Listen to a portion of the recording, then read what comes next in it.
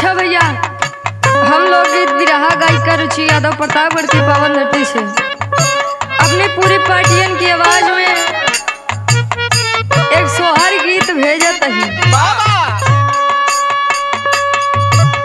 आशा न पूर्ण विश्वास बा कि आ गीत के प्यार दुलार आशीर्वाद जरूर प्राप्त हुई।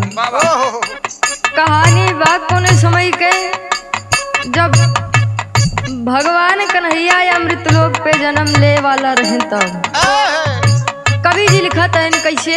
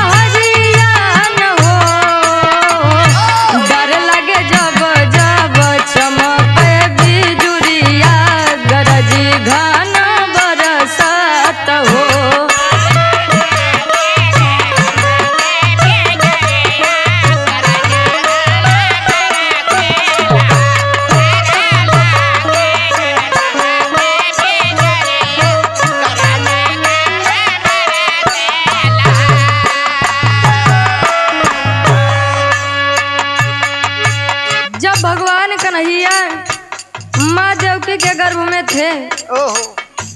जैसा कि आप सबको पता होगा कि माँ देवकी की सात संतान को उन्हीं का भाई कंस जन्म के तुरंत ही बाद मृत्यु के पास ले चला जाता था।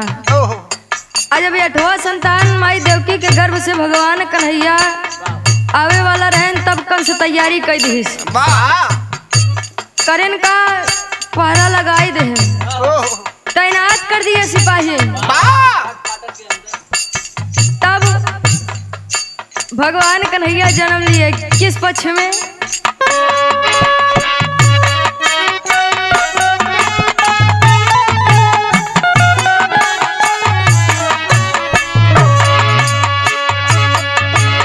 कृष्ण पक्ष अष्टमी की रतिया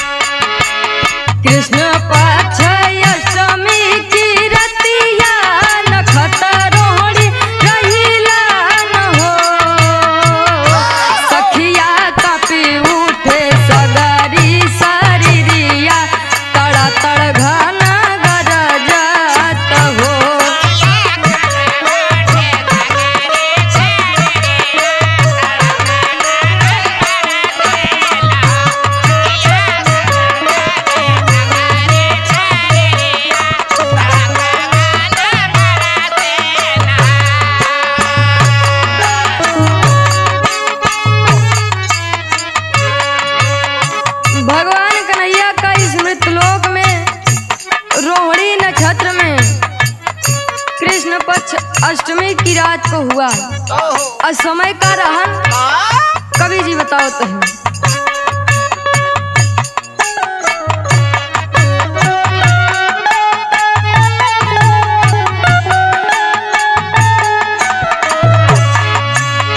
ऐसन समैया की बतिया 12 बजे रतिया, अरे 12 बजे रतिया न हो।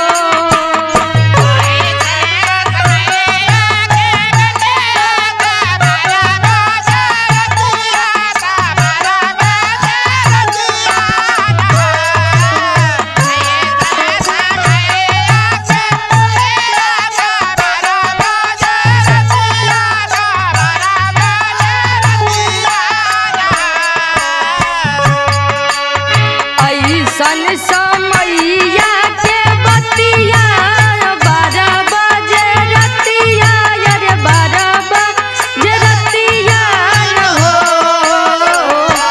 उठाए देवकी के पेट में दर्दिया, कृष्ण जी जन्म लिहले हो।